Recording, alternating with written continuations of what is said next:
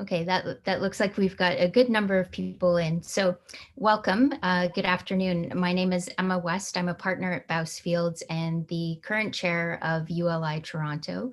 On behalf of the ULI Toronto Management Committee and our membership committee, I'm pleased to welcome you all to today's session, Transform Pickering, Big Moves in the GTA's Frontier City.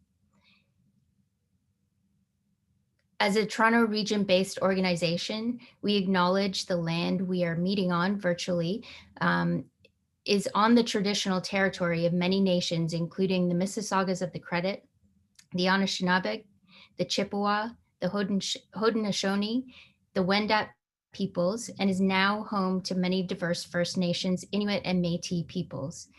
We also acknowledge that Toronto is covered by Treaty 13 with the Mississaugas of the Credit. We're grateful to have the opportunity to work on this land and by doing so, give our respect to its first inhabitants. We're also going to post a link in the chat for a program that we did recently entitled 13,000 Years of Indigenous History in the GTA and Why It Matters to Planning and Development. I really recommend that you take the opportunity to watch that program if you didn't participate in it, because you'll learn quite a bit about the history and meaning of the land acknowledgement. So before we get started with the program, I just want to do a few housekeeping tasks. Everyone will be automatically muted throughout the session to ensure that we have no audio disruptions. If you have any questions for the speakers, please use the Q&A function and or upvote the questions that you see in the Q&A by pressing the thumbs up button. This session is being recorded and will be sent to you. If you have an interest or want to participate in the conversation online, please tag us at the handle at ULI Toronto and or with the hashtag #AskGreatQuestions. So today's event and all other ULI programming would not be possible without the support of our annual sponsors. So I'd like to say a major thank you to all of them for their support, particularly in this year. ULI Toronto relies on our sponsors to allow us to put together quality programming and to drive our mission of creating and sustaining thriving communities. So to all of them, we say a very big thank you. I know many of you are probably on the call today as well. So we have a very tight hour with you today, so I'm not going to take too much time for my setup, but we just have a few more things to get to before we get to the program. So this program today is the second in our ULI Toronto webinar series of exploring the urban transformations of what we're calling Greater Golden Horseshoe Edge cities. As a chapter or district council within an international organization that has deep roots across North America, ULI Toronto is proud to showcase the urban leadership of cities like Pickering who are reinventing themselves into decentralized, transit-oriented urban hub cities that we dare not call suburban in the future. So I'm fortunate to have worked throughout my career in the city of Pickering, and it's for that reason that I'm excited to be a part of this conversation today to hear about some of the great things that have been happening and that are planned for the city of Pickering. I'll be moderating today's session, and we'll have the opportunity to ask great questions as we go through the event. The program will include remarks from Mayor Ryan, a panel discussion with local stakeholders and including Mayor Ryan as well, and then a Q&A session at the end so that you, our audience, can ask those great questions, which you can post in the chat, the Q&A function as well. So without further ado, I would like to introduce Mayor Ryan. Mayor Ryan was first elected to Pickering City Council in 1994. He retired from a 33-year career at IBM when he was elected mayor of Pickering in 2003. So already the longest serving mayor in Pickering history, he was reelected for his 5th consecutive term in 2018. Pickering is on the cusp of greatness and has invested in a number of transformational projects, including the new community of Seaton in the north end of the city, Durham Live, which is a 200-acre entertainment and tourism district, and also Pickering's bold vision for urban, accessible, connected, and a walkable downtown. As co-chair of the Greater Toronto Marketing Alliance, the mayor played a key role in securing multi-million-dollar funding from the senior levels of government to enhance the Greater Toronto and Hamilton areas' global FDI efforts, which ultimately led to the creation of Toronto Global. Mayor Ryan has embedded sustainability and environmental stewardship into the culture and operations of his municipal corporation. And as such, Pickering has won national awards for its demonstrated leadership in conservation, sustainability, and engagement. So without further ado, Mayor Ryan. Well, Emma, thank you very much for a very generous introduction. But in terms of the city, it speaks specifically to the greatness that we are embarking upon. And I'm glad that you acknowledge the relationship between those words, suburban and urban. So it is definitely a journey that on which we've embarked. I want to thank ULI for the opportunity to address this audience today. And for the work that you're doing to bring us all together and help create a greater understanding as we move forward with development opportunities. So I also would like to say hello to my fellow panelists. Looking forward to hearing from them as we go forward as well. So you've started the conversation for us, and let me start with a current project that I'm sure many of you are aware, because it has certainly had some media attention, but it's a very exciting project for the city of Pickering. And that, of course, is the one that has been labeled Durham Live. Durham Live came about as a result of Pickering declaring itself a willing host community for a casino when the OLG announced its modernization process a number of years ago. And we, of course, were successful in acquiring the new casino operation.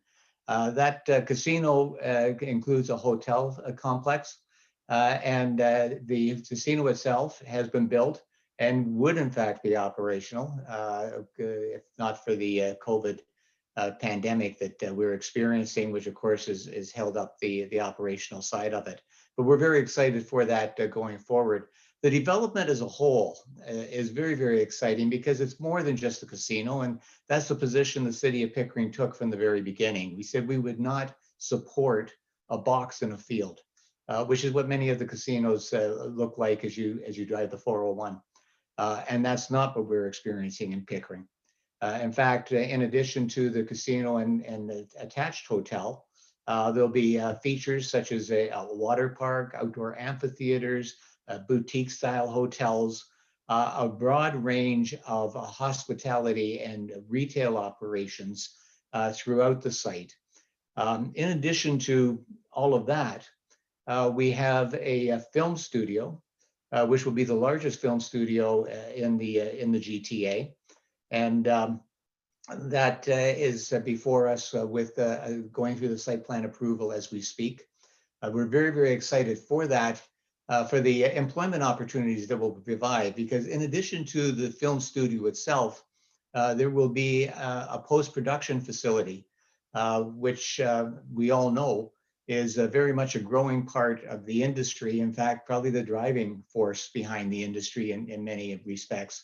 And will provide for opportunities to improve or increase the relationship we have with our Durham College and Ontario Technology University here in Durham region, which is an opportunity to build local talent and provide local employment, which I think we can all agree is extremely important in terms of reducing the amount of travel that people are going to have to do. And we can talk about that in a broader context in terms of our environmental efforts. But all of these things come together as a whole. In addition to the what I've just described, there will also be a residential component added to the site. And I think that's extremely important as well, because as we've just said, it's important for people to live and work in proximity for a whole number of reasons, but environmental being paramount among them, I would believe.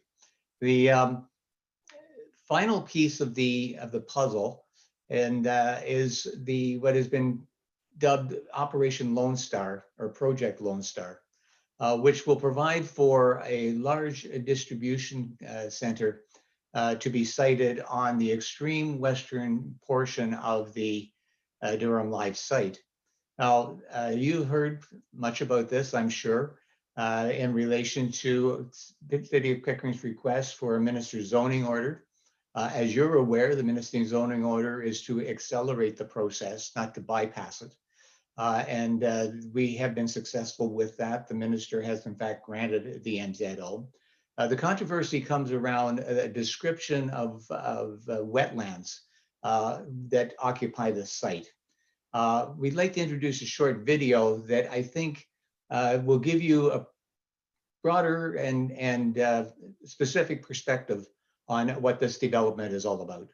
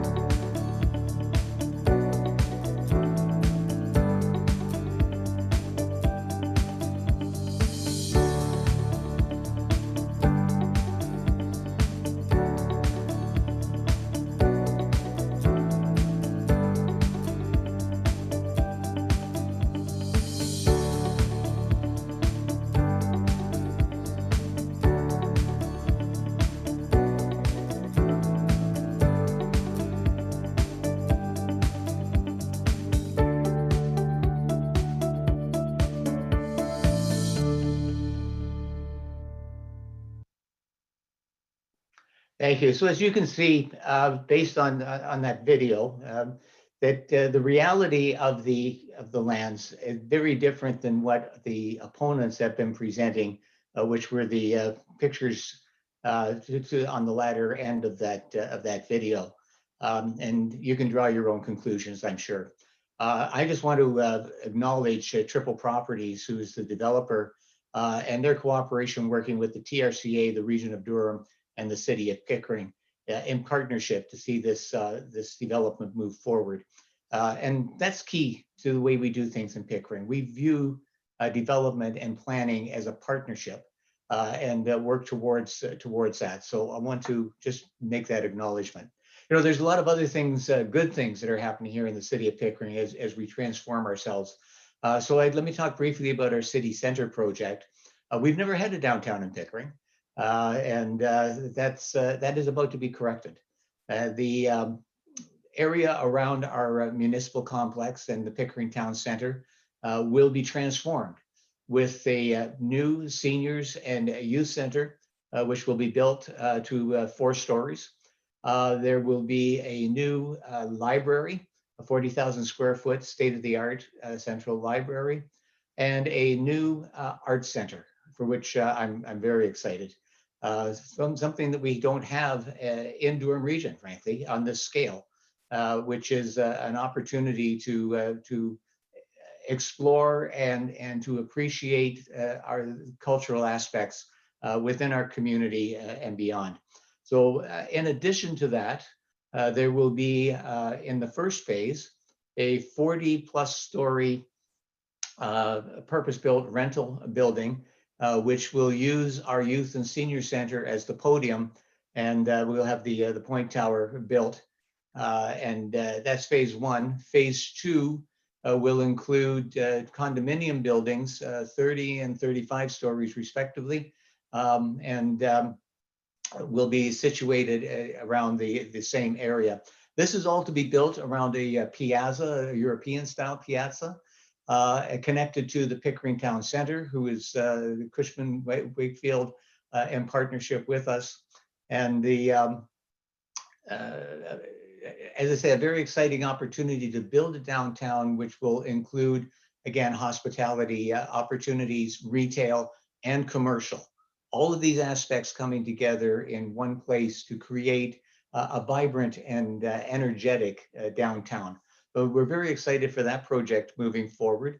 We expect to break ground early next year in terms of relocating services and hopefully, the pandemic notwithstanding, we'll see building structures later in 2022. In addition to the city center project, we have increasing intensification around the area, and in fact, right across the municipality. But let me point to Universal City, which is being built by Chestnut Hills Development. Very pleased to have them as a partner in our municipality. They are building a number of condominium tower. In fact, we have 6 buildings that are currently approved and going through the process. The first ones are above grade now and expect to have occupancy, I believe, early next year. So what we're seeing is a shift from the single family units to multi-residential and high-rise throughout the municipality. And again, very excited for that. That brings us into a conversation about how you balance that with employment. Well, we've talked a little bit, in fact, a lot, about the Durham Live project, which has the opportunity for 10,000 jobs. And that's important. And that's a broad range of jobs. It's not just hospitality industry, as you've heard. We've got the opportunity for technology through the post-production at the film studios, as an example. There will be commercial opportunities as well within that complex. So a lot of the job. But in addition, we have our innovation corridor, which is along the Highway 407 and the Highway 7 area. And that was 800 acres of land that were put aside through what was known as the Seton development, which was provincially driven at the time. But the Seton development allowed for 70,000 new residents and 35,000 jobs. And the innovation corridor is where those jobs are going to be situated. We've had our first success with Kubota moving their operations, their head office operations, into our area. Their site will be operational again sometime in the coming year. They're making great progress on the build there. And we were able to accomplish that again in partnership, this time with the province of Ontario, where we took a very innovative approach, where we actually purchased the land from the province on the understanding that it was to be a purpose-built transaction. We then transferred that land, no profit to the city, to the end user, in this case, Kubota. And what that did is it accelerated the process once again and guaranteed a committed project that was going to be realized in a shorter period of time. Very excited for that. And we have a number of other opportunities that we're currently and actively working upon, and expect to make 2 to 3 announcements between now and probably February, March of next year. So stay tuned, and we invite you, of course, with interest to come and have a conversation with Fiaz and his team as we continue to develop that corridor. That corridor is related to the airport lands directly to the north. In fact, they border the airport lands. Johann is going to speak specifically to the airport opportunity, but let me just say that we are very excited for the opportunity that those lands present. It gives us an opportunity, even with the implications, the negative impact that the pandemic has had on the airline industry has been devastating.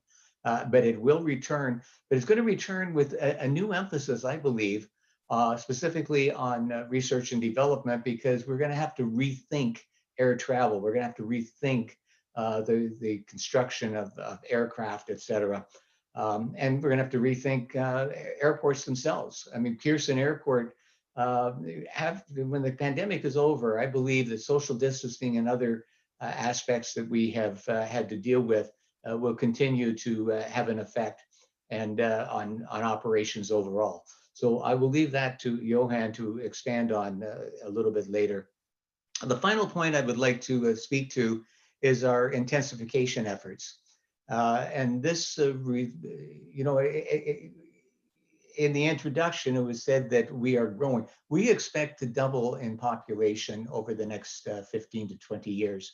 And that expansion can't just be in terms of single family and what people have, I think, in terms of municipalities such as ours, and unfairly characterized as urban sprawl.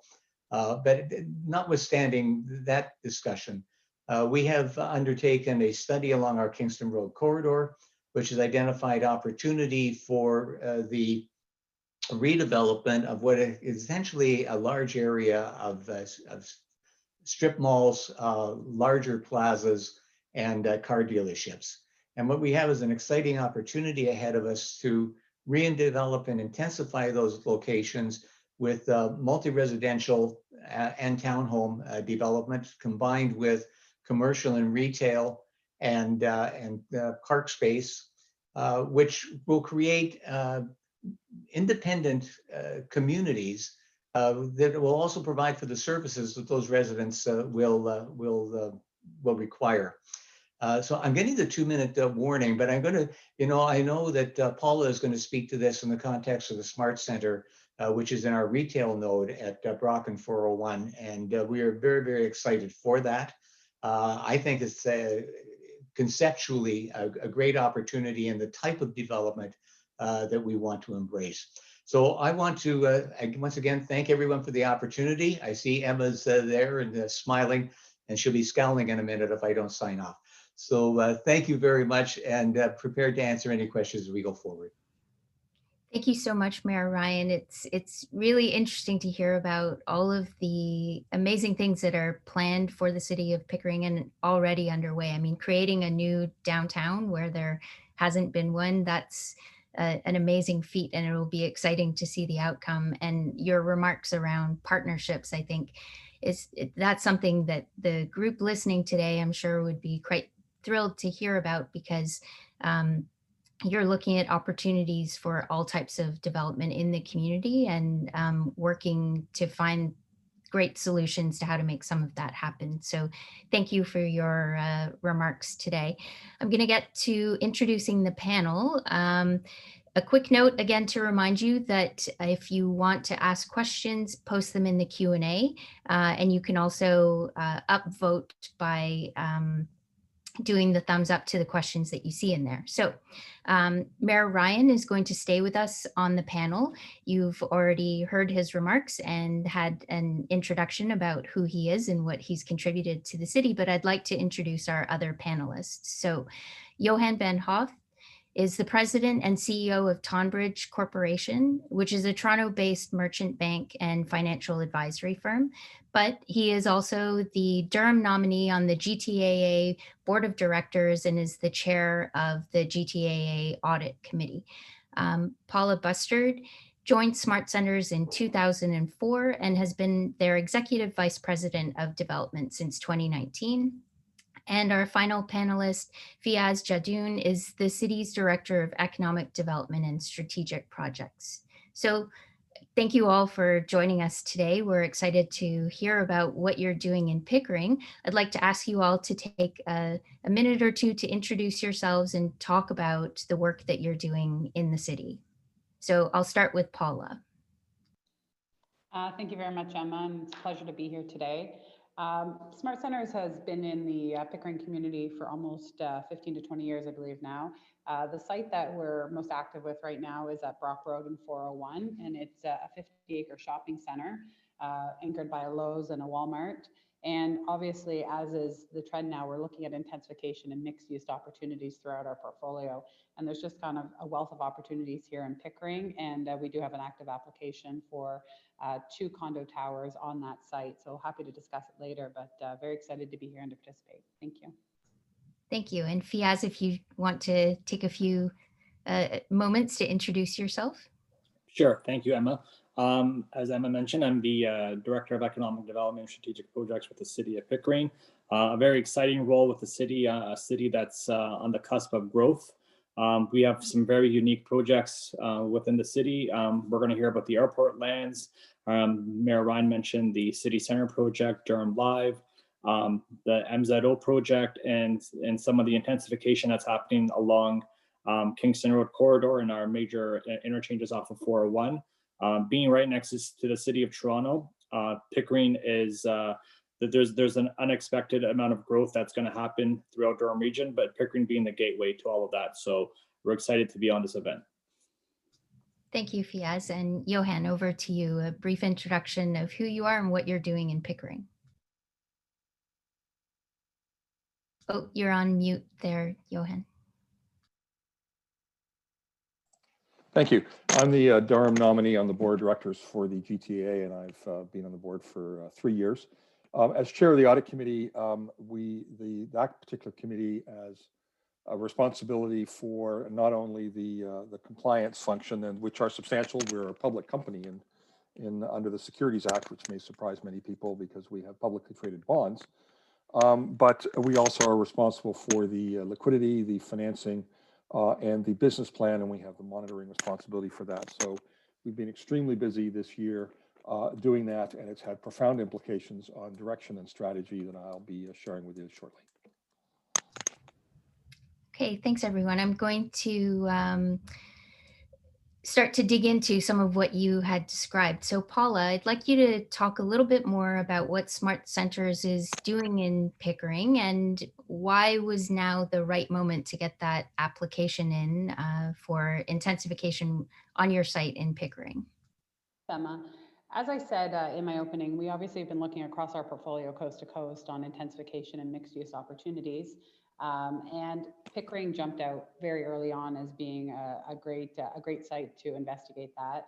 A lot of attributes about our shopping centers are on arterial roads, usually in close proximity to existing communities and populations, usually are very close to a wide spectrum of amenities, close to highway access. So there's a lot of attributes that helped us choose these as shopping centers in the early years that really set the stage now for them to be very efficient in terms of intensification and mixed use. Obviously, there's other components in regards to sites that were built at much higher parking ratios than are required now. There obviously is some vacancies in the residential, in the retail that allows us to consolidate some of the retail uses and use the sites in a more efficient manner. So all of those obviously hold true here in Pickering, but obviously the number one issue is the community and the city of Pickering just being a great market, being a great community that's very diverse and has a wealth of open spaces, has a wealth of amenities that can complement the addition of residential uses on our site. And obviously transit accessibility as well. We're in close proximity to the downtown, to the GO station, and all of those things just made it a great opportunity to proceed with. And then last but not least is the Kingston Road Intensification Study, which identified the whole corridor, but specifically our site as a gateway location for intensification.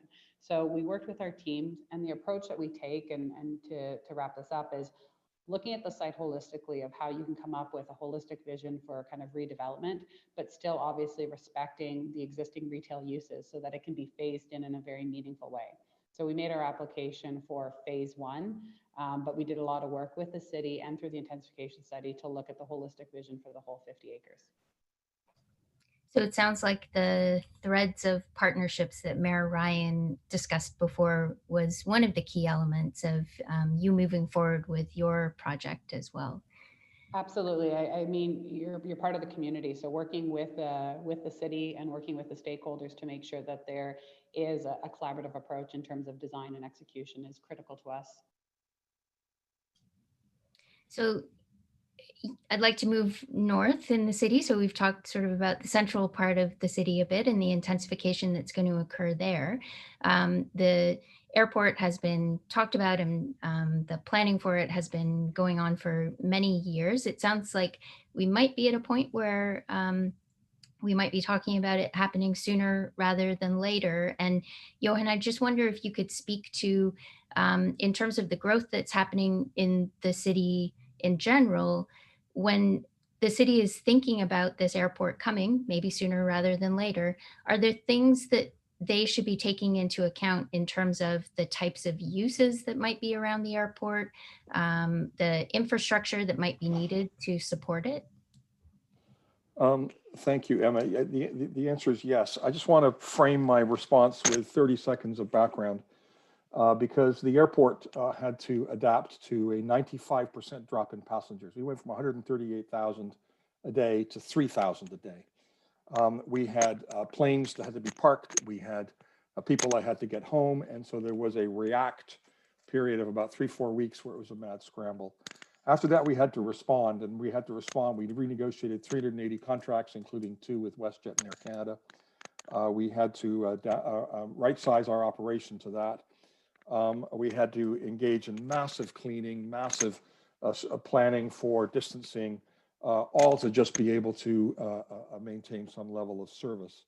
We did a $500 million financing, and we've learned to have to be very nimble.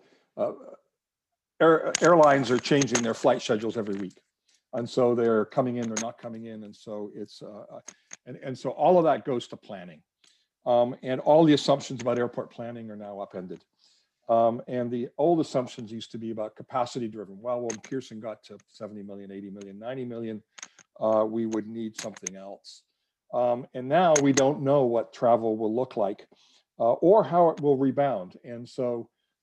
Being the committee responsible for business planning, we have a plan for this next year, but we have a pivot downward and a pivot upward because we don't know whether we will have a long L or indeed the second half of a bungee jump. So when we think about how to respond, which is what we're now doing, we don't know what will happen with cargo and the traffic evacuation of cargo. We don't know, we're losing Buttonville, we're losing Downsview. Where's that aviation support, manufacturing, training, where does that go?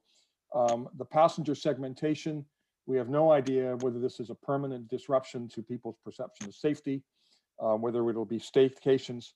And so we are taking the next 2-3 years to study together with the Southern Ontario Airport Network, and we've asked Pickering to join that, the Pickering lands, in addition to Oshawa, because we need to take a view as to what the community needs. And if we need to have 6 feet of separation in our airport, our capacity drops dramatically. It won't be 90 million, it might be 25. And so frankly, we don't know. And the reality is we need to study all of the trends very quickly. So, and then take a view and set the strategy in 2-3 years. What does it mean for Pickering? We must preserve the legal option for those lands to stay as airport option lands. It's really important to maintain the zoning and to maintain noise contours such that we don't sterilize those lands from having inapplicable development around it. That's great. And I think because it's been on the books for quite some time. A lot of that consideration in terms of adjacent uses and some of the uses that Mayor Ryan was describing in his opening remarks in terms of the innovation corridor that would be south of the airport, I think have been taken into account. So it's going to be really interesting to see what the impacts of our current situation are on your planning for the airport lands. I'm going to move to the another question for maybe Fiaz or Mayor Ryan. So the city is obviously in a moment of change. You've been working on this for a number of years. Um, it may be a more of a stochastic movement to big change now. So are you experiencing any challenges associated with introducing more intensification in the downtown? We heard about 30, 40-story buildings that might be coming. And if so, what are you doing to perhaps help the community understand what's going to be happening with intensification and how things are going to change? Well, let me start off by saying, yes, there's always a reaction to change. Change is difficult. We all understand that, particularly when you're talking about building form and what people see as a change in their lifestyle because there's new things being introduced. Understanding that, we are undertaking an education process, and I'm going to ask Fiaz to speak specifically to some of the things that are happening there. But we do recognize the challenge, and we understand it. But we're still committed to moving forward with the innovation and intensification of our community. Thank you, Mayor Ryan. To answer your question, Emma, growth is a challenge every time, whether it's a subdivision or whether it's a growth along a major artery road. It's important to recognize the fact that the residents need to be well informed and they need to be educated on what's happening and how it impacts them. One of the approaches we're taking at the city is we're trying to be more proactive than rather than being reactive. And it's important for us to do that so our residents know what's going to happen in the years to come and what are some of the potential opportunities that are going to be coming as part of the whole build form process. As Mayor Ryan spoke about this as well, it's one thing for our residents to know that the city has undertaken so many studies, whether it's an intensification study or whether it's a transportation study. But how do we take that information and educate our public about what this actually means for them? A very small percentage of a municipality's population actually reaches out to the municipality with concerns or questions related to a study. But that small population can sometimes have an effect on a larger group of individuals as well, especially these days with social media. So it's important for municipal officials and our local politicians to have the tools in place to help educate and help provide that information to our local residents to make sure that they understand what's happening. And sometimes you're able to mitigate the concerns in a way by working with the developer. And sometimes those changes you can't make everyone happy. So you have to work together as a group. And I feel strongly about, relationship management is a key factor in all of that. And I think connecting the dots between your studies and your development applications, it sounds like that's something that you're being intentional about as well. Absolutely, yeah. Okay, just another quick question for Mayor Ryan or Fiaz. If I know in the opening video, there was some discussion, and in your opening remarks, Mayor Ryan, about conservation and sustainability. What are you thinking in terms of resilient cities and how you're planning for that as you accommodate new growth? Well, thanks, Emma. And so we can go back 10, 12 years when the City of Pickering created the Office of Sustainability. We were the first municipality to do so in the province. I think maybe even in the country, but I'll go with the province. And it was important that, from our perspective, that we bring together those three pieces of social, economic, and environmental, and apply those three lenses to any development proposals that we were considering within the municipality. We've been very successful with that. We have been recognized by national organizations. We've received rewards for the work that we have done.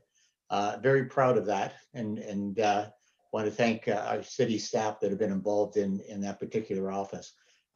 As a result, we know that going forward, when all of our available lands are developed to their potential, the city of Pickering will still have over 50% of its geography either in natural heritage or in active agriculture. So we are essentially, from my perspective, a conservation principled and a environmental model moving forward in terms of the overall development. And again, I'm going to refer to, and Paula, I think, is going to speak to this in more detail, the type of development we're looking through the intensification. It's not just about putting up buildings, it's about creating spaces where people can live comfortably that will include park-like settings and green spaces within those development pods, if I can refer to them that way. And I think that's important as well, because it provides green, it provides recreation, a sense of place, and it also gives us a green roof cover moving forward and contributes to that overall 50+% natural heritage and naturalization within the municipality. Paula, did you want to jump in with anything that Smart Centers is looking at in that regard, in terms of sustainable design or open space areas on site? Yeah, one of the core principles as we look at any kind of master planning on a site is kind of what that holistic vision is, what the pedestrian experience, the open space, the connectivity.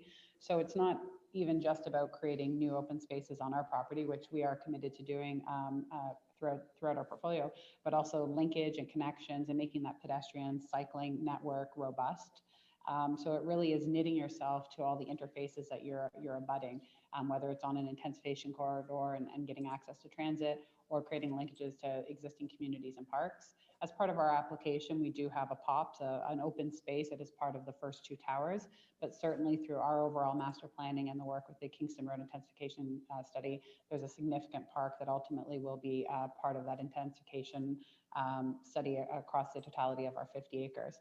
But I echo Mayor Ryan's comments that you have to create spaces that suit the population that is coming in and a diversification of housing types. And as part of that, your amenities have to support that population. So we also are looking at green roofs and customizing amenity spaces to the community and to the market that's coming in.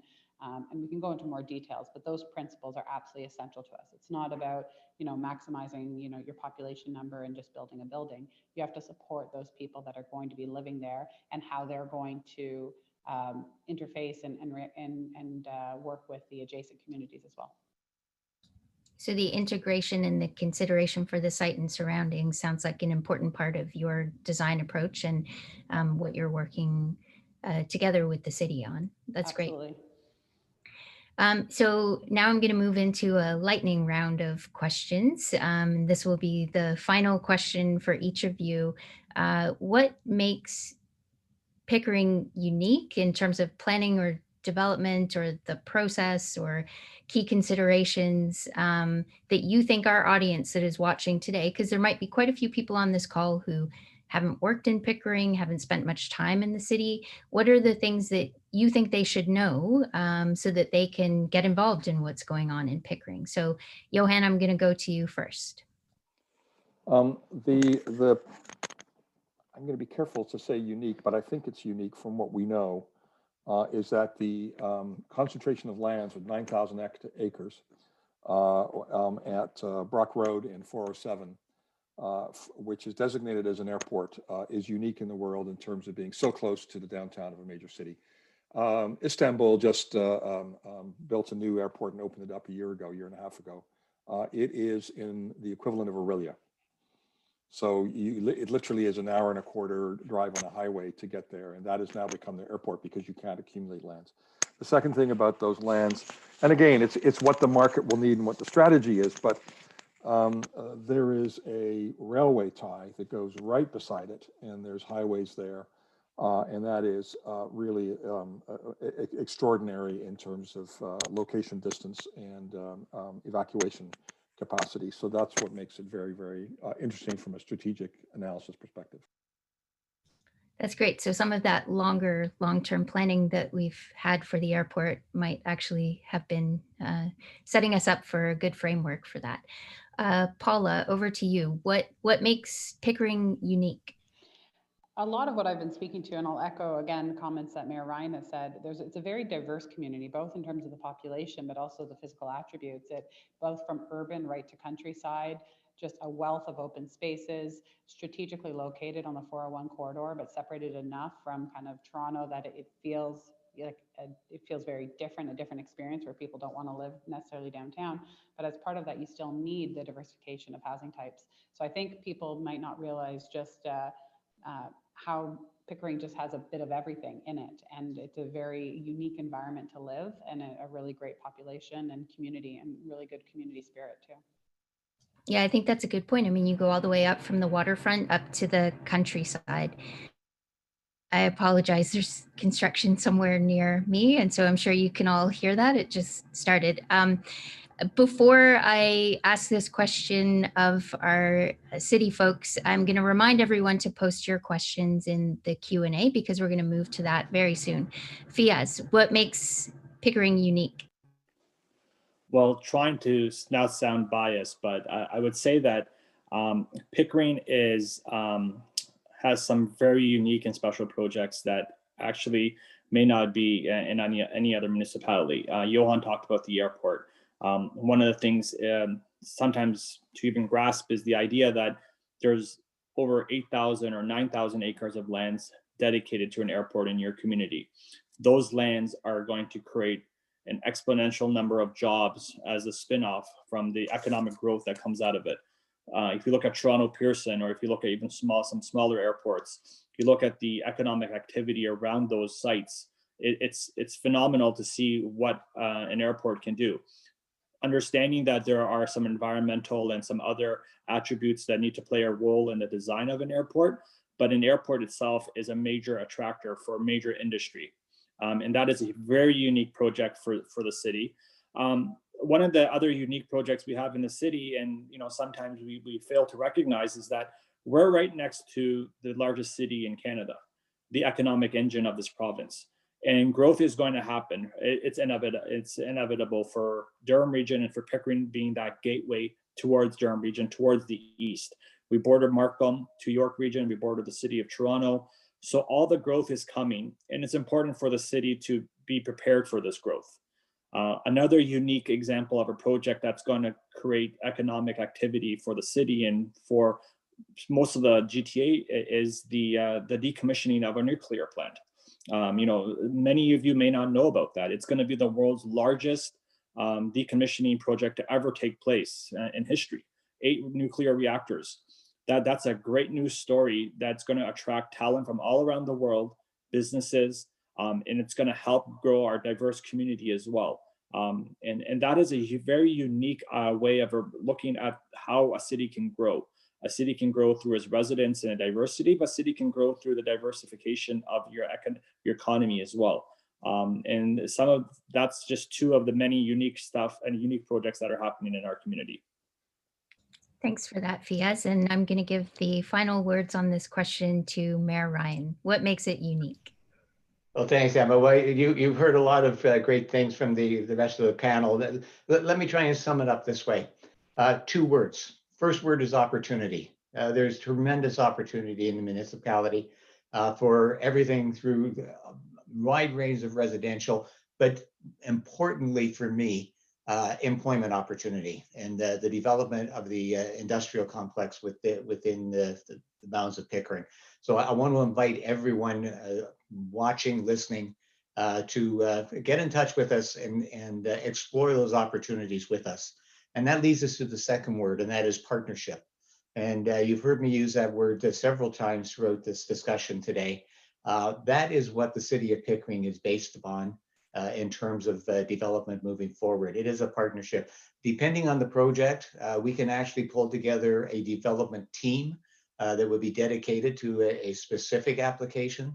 But regardless of the size or the approach, the key word is to form a partnership between us, our community, and the developer application coming forward. So I'm very much looking forward to having further discussions with all of your audience at some point.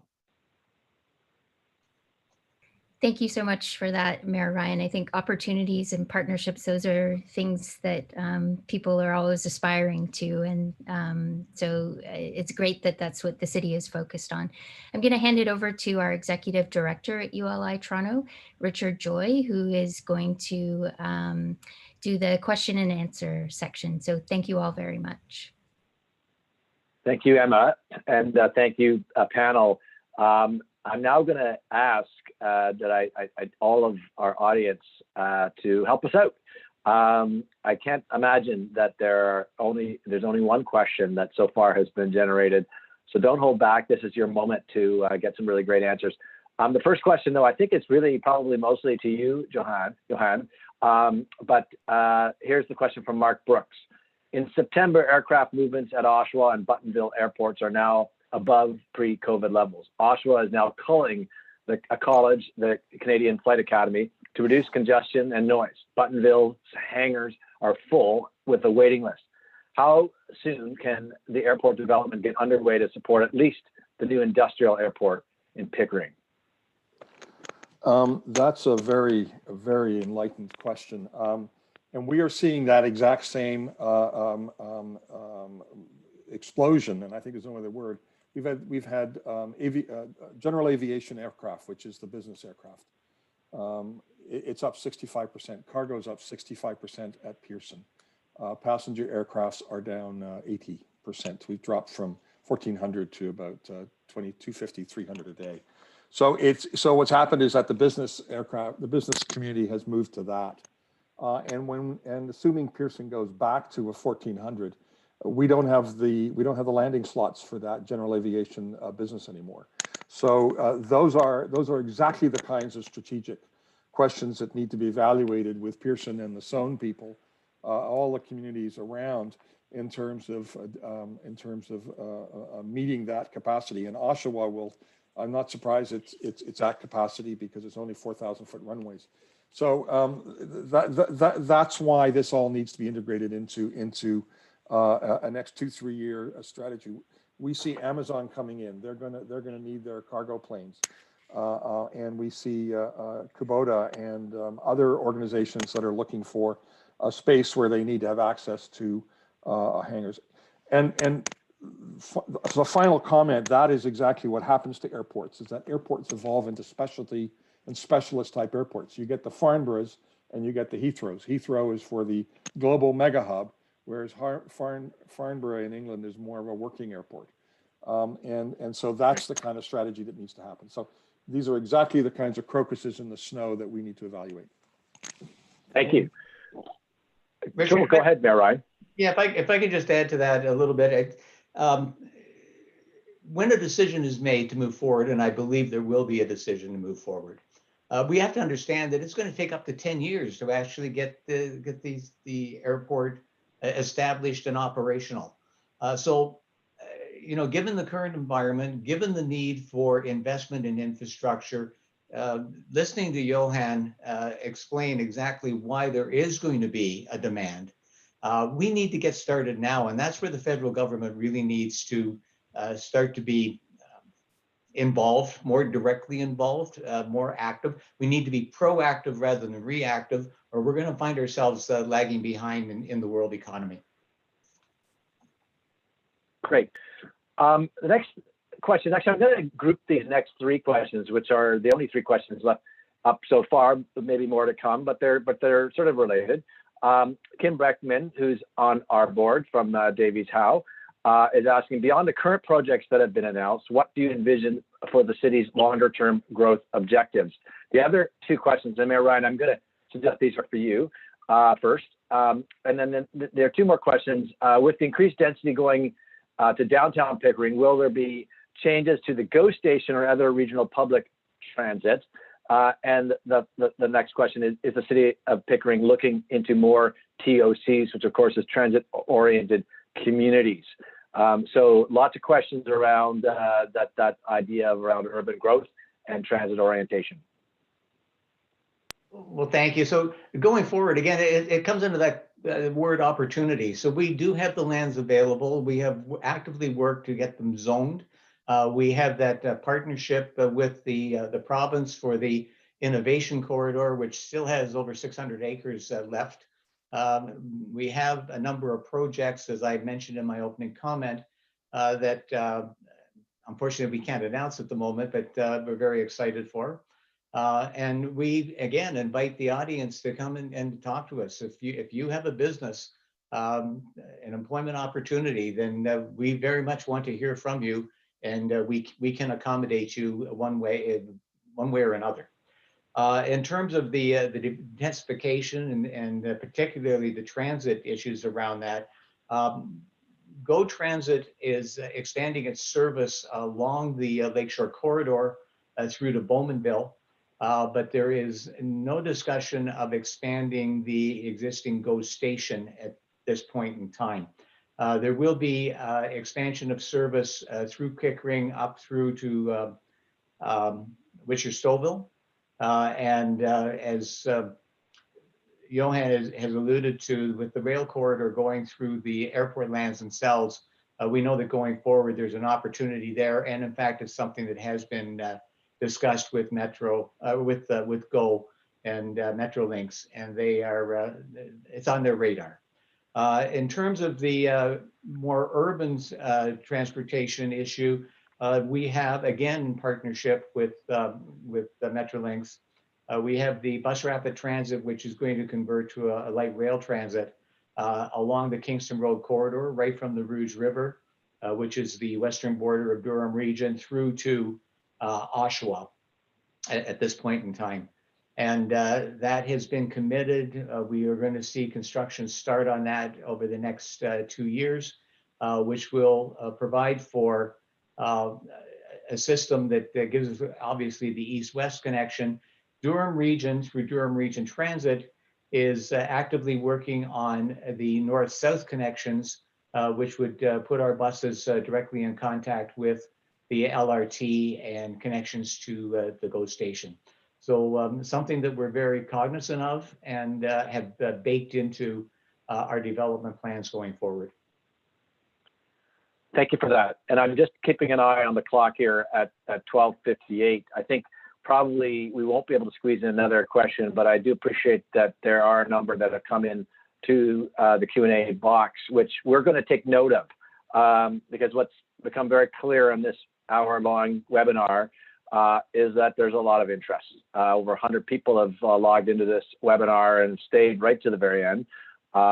So that's a signal to us at ULI that we're going to do some more work here, and this is a very exciting opportunity. So an introduction to, as we're calling it, a really a key urban frontier of our urban region.